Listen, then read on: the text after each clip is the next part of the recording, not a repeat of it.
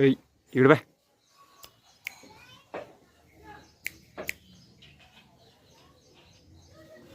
एकच एक काय हे दुसरं आलं पोळी पण